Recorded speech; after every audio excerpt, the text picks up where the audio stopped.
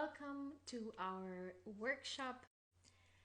Welcome to our workshop on the Kapha season, a 5-day Ayurvedic approach on welcoming spring. So during this 5-day workshop, we are going to explore and learn all there is to know in preparation for the new season of spring, and including our body, mind, and soul from an Ayurvedic perspective. Now, every day for the next 5 days, you will receive a daily video talking about a specific topic of the Kapha season, a few suggestions and recommendations, and also a guidebook to help you learn and revisit anytime you need to remind yourself during this Kapha season. So day one, we are going to discuss about the daily rituals and the morning self-care routine that we should include during the Kapha season. Now, for most of us, we can feel it. Spring is in the air. As nature wakes up and is being reborn, it is a perfect time for you to do the same. Spring represents a new beginning. It is a birth, a renewal time, a time for growth. It is also a time to celebrate fresh life, inspirational creativity, regenerated abundance, and manifestation of dreams. From an Ayurvedic perspective, spring is a season characterized by warmth and moisture. In Sanskrit, the word kapha means that which flourishes in water, as it has an element of water. Due to the shifting changes from winter to spring, you might experience changes not only physically, but also mentally and emotionally. An Ayurvedic seasonal routine is to help align ourselves with the dynamic rhythms of the natural world. Thus, it is important to transition appropriately and take time for yourself. So without further ado, we are going to discuss our day one daily ritual and self-care routine. Now, Kapha season begins in January to February, so it's the late winter part, where Vata decreases and Kapha accumulates. By March to April, which is springtime, Kapha peaks. This is when Kapha is aggravated and we might experience allergies, colds, congestion, some form of irritation in our daily changes. Kapha is considered heavy, static, cold, oily, smooth, dense, and soft. These environmental factors influence our system by increasing the same qualities with our body and mind. These qualities may accumulate as toxins, clogging our energetic channels and lowering our immune system. Now, some imbalances that you may experience during the season are dullness and lethargy, sluggish digestion, excess mucus, oily skin, swelling, feeling stuck in a rut, and attachment issues. Thus, we need to include more dry, light, warm, and invigorating energies in our daily routine, food, exercise, and self-care practice. Now, let's discuss a little bit what is an Ayurvedic routine. Now, in Ayurveda, a daily routine is known as dinacharya, and a seasonal routine is known as ritucharya. Now, the principles of ritucharya, which is the seasonal routine, advocate living one's life according to the flow of nature, and that is of the seasons. Now, ritu means season and charya means regime. The energies of nature change along with the seasons. For example, flowers bloom in spring and shed their blossoms in the fall. We are also affected by shifts in the season and environment, and failure to adapt to these changes can lead to illness, irritation, aggression, physical, mental, and emotional imbalances.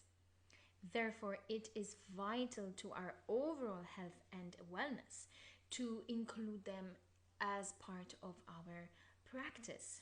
Now, it is important to take 2 weeks to shift your seasonal diet and lifestyle into the next season. Use 1 week to slowly transition from the past season, and then the next week to ease into the new season.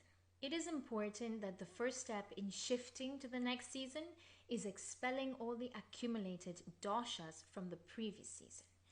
So, excess doshas is one factor that leads to disbalance and eventually disease. The second step is getting back on a good routine. Thousands of years ago, Ayurvedic scholars determined in their writings what constitutes a healthy daily routine, the dinacharya, and why it is so important for our well being. So, don't try to change everything at once. It is important to add a few things in your daily routine one step at a time. Try to take it easy. Start with one of the tips that I will mention. And then, when you feel that you have included it in your daily routine and you feel comfortable with it and you have implemented it in your life, then after some time, you can include one more step, one more new change and then so on and so forth. Now, overall, our daily routine may slightly change from one season to the next, but generally speaking, it remains the same. Living a healthy daily rhythm that follows the day's natural cycle and your own have benefits for your overall health, clarity, and helps bring an essence of inner peace and joy. In Ayurvedic terms, there are two reasons for conditions that we might feel during the springtime. Now, the body's release of accumulated ama, which is basically toxic or waste material, allowing the melting of kapha. So, during the colder season, our body channels are kind of tightened up. Ama is accumulated, especially in the fine cellular channels of the body. As the weather warms up, then your body relaxes, and these channels expand and have a chance to release their toxicity. So, spring is characterized by increasing the warmth, the moisture, softness, and a nurturing gentleness. The slow heaviness and wet qualities of the kapha are also present, and this is why spring is known as the kapha season. Additionally, during winter, some kapha is bound to have accumulated in your body, especially with the rich Christmas and New Year meals and gatherings. So we have probably overconsumed slightly during the winter phase. So now is the time for spring to melt all of that away. Anything that has been lingering, and to just liquefy and release the accumulated extra kapha. Now, usually this accumulated kapha automatically is eliminated from the body, but due to the uncertainty of the weather and during this change of season, Agni, which is our digestive fire, which you'll be hearing a lot about when we're talking about our diet, can sometimes be good and sometimes be slow and sluggish with our digestion. So, a weak or uncertain digestion and purification system can mean that this melted kapha may get mixed up with accumulated ama, which are toxic waste, and then create this kapha and ama cocktail of very big sluggishness. So, this mixture is basically known as shleshma. The presence of shleshma can leave you feeling tired, sluggish, foggy in the mind. And so, as spring warms, your body increases the amount of circulating ama, and the shleshma, this combination of kapha and ama, can overwhelm your immune system, and you can become prone to infections, things like the cold, the flu, and there's basically an exaggerated immune reaction even to things such as hay fever or allergies that tend to come up a lot during the springtime. So now let's speak about the seasonal routine first, the Ritucharya. During the Kapha season, there are a few things that you need to generally change from your daily routine, and these are avoiding daytime sleep. So basically, napping is not necessary during the season, so we avoid that. Dress in brighter and warmer colors until the weather gets hotter, and then you can wear cooler colors like blues. Establish consistent times for your meals. This is very important. We will be discussing this in more detail when we are talking about our food choices and our diet for the season of Kapha. And again, follow a supportive spring diet with appropriate foods that match the season. It's a time to socialize and rekindle your relationships. Create a stimulating and inspiring morning routine. Make time for mindful movement. Dry out excess moisture. This is very important during the season. Promote a sense of lightness and allow adequate time for rest. Now, not too much rest because that can also have a effect. So don't overindulge in your sleep routine during springtime. Now, Ayurveda believes that we all have an internal daily clock that basically breaks down the elements and the doshas within our day. So you'll notice that in your guidebook, there is the clock that describes every part of the day and what that's associated with. According to the energy of the day and according to the time, it will basically show you the appropriate things you should be doing for that more or less hours of the day. So now we will discuss in more detail our daily routine, which is the dinacharya. Now we're going to talk a little bit about our morning routine and a few tips that you can do on your day-to-day practice. To start off with, it is important to wake up before sunrise, somewhere between 4, 5, 6 a.m. The reason is because kapha is starting to accumulate during those hours. So once we pass that time, we will start to feel more sluggish to wake up, more lethargic. It will take us longer to function during the day. We might need that time to wake up, basically. So the earlier you wake up before sunrise, the more alert and energetic you will feel for the day. Now, upon waking, before you even get out of bed, I personally like to just take a moment in gratitude and just think of one thing that I'm grateful for waking up today and starting my day on a positive note. This is just something I like to do, and I just wanted to share that with you. The next thing you will do is wash your face. Start your day with a self-care practice, which is really important. Utilize whatever products are ideal for you. I personally like to use my own homemade face wash. It's very simple, just a little bit of castile salt, which is olive oil based, and then a few drops of tea tree oil. Sometimes I add a little bit of vitamin E if the season is requiring a little bit more oiliness, if the season is dry. Other than that, that's pretty much it. It really makes me feel very fresh in the morning. And then the next thing you will do is practice oil pulling. Now, oil pulling is an Ayurvedic technique which basically you intake an amount of an oil. It can be one oil, it can be a blend. It's usually coconut oil based. You basically put it in your mouth and you swish it around for ideally 2 to ideally 20 minutes. The longer you do it, the better it will be, as the results will help you even more. You're basically trying to release and eliminate all the toxicity that is in your mouth from sleeping overnight. So it's a very good oral health practice.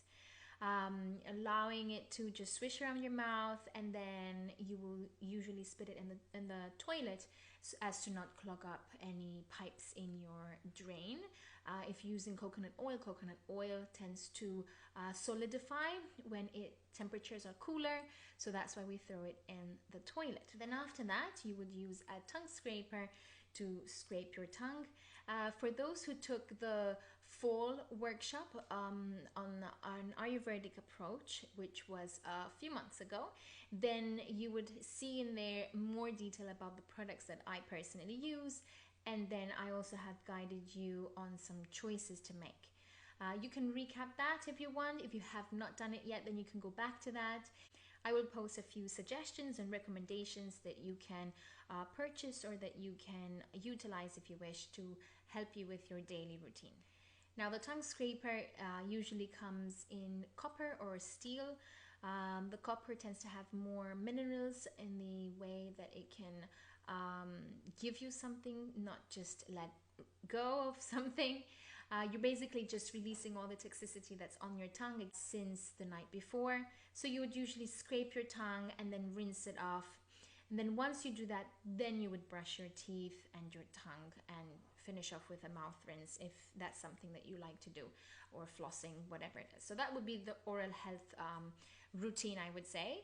Um, um, you don't have to do that every single day. The oil pulling, you can do it once a week to start off with. You can try it for a period of time and see what it can give to you. Anything in life, consistency and repetition is when you can really see results. So by doing just once or a couple of times in a month and then dropping it, it might not give you any results that you are expecting.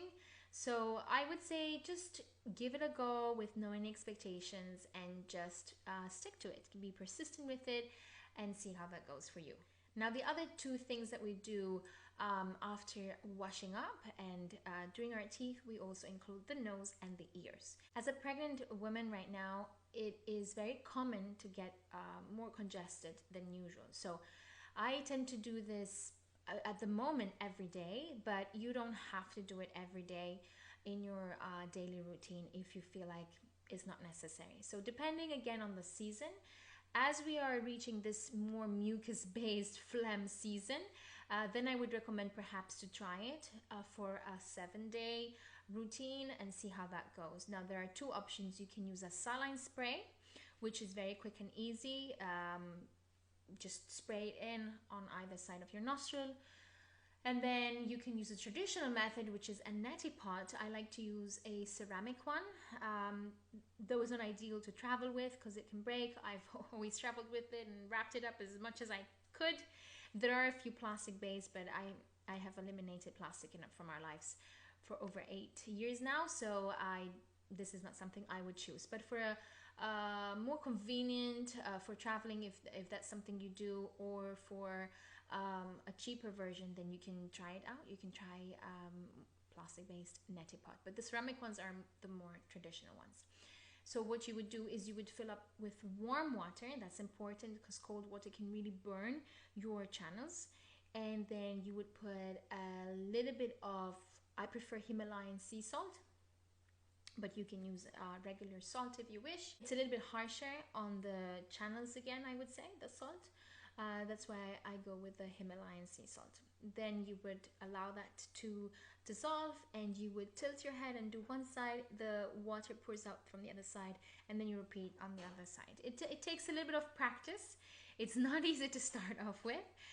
You really want to get the right angle, right? Because everything is connected, our eyes, our throat, so it might go the wrong way. So just practice it out and see how that goes. But I can guarantee you that you will feel so much more refreshed. You suffer from any sinuses, it will really start to clear out all of that phlegm and mucus if that's what you suffer with. And then allow also to open up your breathing passageway, which is excellent to do before you do pranayama or breathing techniques. Really helps you open up. And then the final thing would be to do the ears. Now I do mine personally once a week. You can buy it, it's called Nasia oil. You can buy, it comes with a pipette, and you basically just put 1 or 2 drops depending on your situation and how often you're doing it, whether it's precautionary, once in a while, or you're passing through something that you're going to do it for a phase. So you just tilt over, put it in, and then you just massage it with the cuticle one side and then the other. It's pretty simple. All of these things are really straightforward.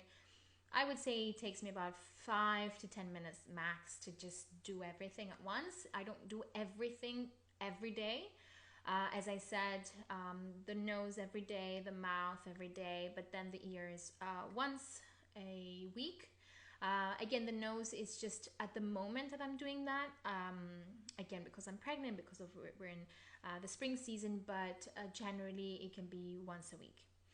So that would be completing the self-care preparation. Now the next thing to do, which is highly recommended, I would say, is to drink a fresh glass of warm water with a little bit of a lemon juice, fresh squeezed lemon, or a tiny slice of lemon. This has so many benefits for our health. To start off with, hydrating yourself the first thing in the morning after so many hours of sleep and rest, so that's a great booster for the body. Also help you to go to the bathroom. So the next stage usually is the elimination phase. Of course, everybody has their own schedule and routine, but ideally, we really want that to happen regularly. And when you do have a consistent routine and a consistent diet that is seasonal, then you should not have any issues. The next phase is something a little bit more personal. We all have our own way of practicing, and we also have different schedules. So I will just mention a few things what benefit me. Usually in Ayurvedic daily routine, after getting yourself done and prepared and dressed for the day, you would practice some pranayama, yoga, and meditation. Again, we all have our personal way of doing things. This is just a suggestion. I always like to start by clearing my energy and starting off with pranayama before I move into any physical, gentle physical and mindful movement in the morning. I don't believe in going straight into a hyper vinyasa style yoga. In the first thing in the morning, our body has been resting, it needs time to, you know, stretch. So I would recommend something a little bit more gentle. Then that can help you with meditating if that's something you like to do, or praying or reflecting. You can journal or even read. So these are again personal touches that you can add to your day. Basically, it's just taking time for yourself, whatever it is the time that you have. Sometimes it's 5 minutes, sometimes there's no time, and that's okay. You can skip that part if it isn't available for you at that specific moment. You can do it while your kids are there. The kids just learn from you, they absorb everything, they admire you, they look up to you. So there's nothing wrong with showing it to them. So whatever is available for you, maximum 20-30 minutes, that's perfect.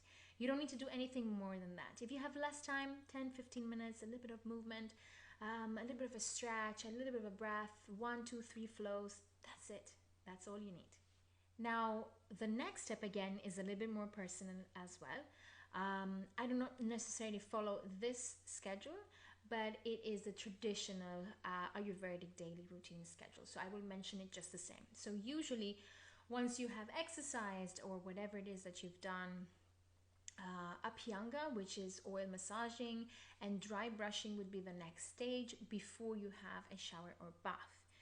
There are many benefits to dry brushing and oil massaging. So it is again something you can do once in a while. You can do it once a week. You can do it daily if that's something for you. On a drier season, I would recommend to oil massage more often. And on oilier stages, then that's not necessary, you know. So again, it's a very personal thing. I prefer having a bath at the end of my day. Before I go to bed, I feel like it's very cleansing, releasing all the energy that you've been carrying all day. For me, having a shower is literally an energetic cleanse, a visualization journey, and almost a meditative time. So it's pretty much one of the few times that I get personal to myself, even if it's just 5 minutes. So that's the way that I utilize this time rather than in the morning. Now, when you finally have gone through all that and you've dressed for your day according to the season, you'll move on to the next stage, which is breakfast time. I will discuss the food part tomorrow on our day 2, a little bit more detailed. But just to have an idea, breakfast is usually a light meal, and it is usually between the times of somewhere between 6 and 8 or 9 a.m. max. And then after your breakfast, you know, everyone has our own life to go to. We have kids or not kids, work or not work. Then it is time for your productive time. By the time that you've gone through your day, it is already lunchtime. So now we will look into our lunchtime period, which is somewhere between 12 and 2. Again, we don't want to proceed further into after 2 because Pitta dosha is the strongest at that time, and it will help us with our heaviest meal of the day, which is lunch. And we really want that Agni, that fire, digestive fire energy, to help us digest our food. So it's important to do it around that time. Once you had your lunch, it's very important to have it in a peaceful and grateful manner, rather than rushing somewhere or standing or halfly done. This was always my issue. I would always be eating standing or in a car or somewhere, especially when I was working full time. So I've definitely have learned to tone it down and enjoy and savor your bite and take just a peaceful moment for yourself and your family if you're eating all together, and teach them the right way. Eat with gratitude and knowing what you're indulging in and what you are consuming. If you're done with that lunch, it's important to take time to relax for a moment. All the energy is going towards your digestive system. So things like reading or relaxing or going for a mindful walk, whatever is available for you, simple things like that are ideal for after lunch. Once we've hit afternoon time, it is again that time of productivity and creativity. It is time to socialize. You can do some more serious exercise here. You can meditate. You can do something artistic. You can read or study if that's what you are into. So this is the part where we do some productive work, or our kids are attending activities and we're there for them. We can be doing something in the meantime while they're doing their own thing. So we utilize our time well. Everybody asks me, how do you manage to do it? What are your kids doing in the meantime? It's not a matter of the meantime. It is a matter of, this is our family schedule. The children need to respect my personal time, my personal work, and my personal self-care. That is not a selfish act. It is a matter of teaching them the right way. Teaching them that taking time for yourself is critical. Taking time for your physical health, your mental health, your emotional health, your spiritual health. All of these have a very important part in teaching them the right path to their future. Again, as I said before, they're going to be copying everything that you do at some point as it starts to, click in their mind. So you are not doing wrong to take time for you. The way that our family works is that we have mutual respect for one another. The children understand that this is time for me to do some yoga, or it is time for me to read. And we share our times. They need private time as well. They need time away from me to read. We full-time homeschool, so they're with me for the majority of the day. So we have learned to give mutual respect and space to each other. Of course, there are times where they need that extra thing, or they need some extra attention, and that's okay. We are flexible, and I like to see it in a way that my children are a priority, my health is a priority, everything else can wait. So this is how I personally function and how our family functions. Every family is different, every person is different, and every child's needs are different.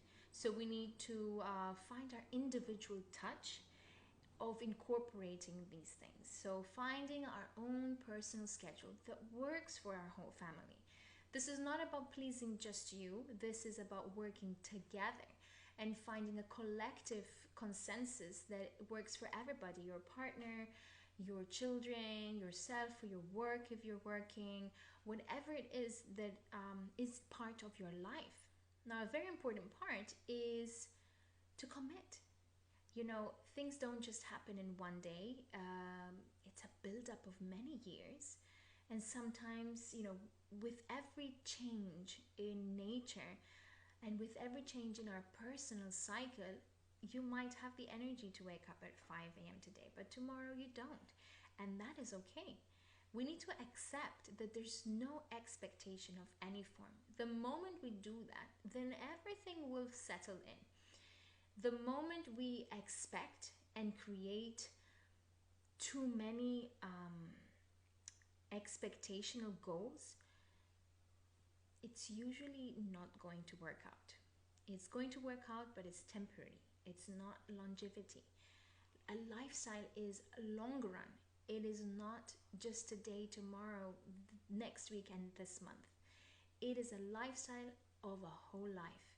So it has to be done with a lot of love, with a lot of care, and understanding when things don't work out the way you expected them. That's okay.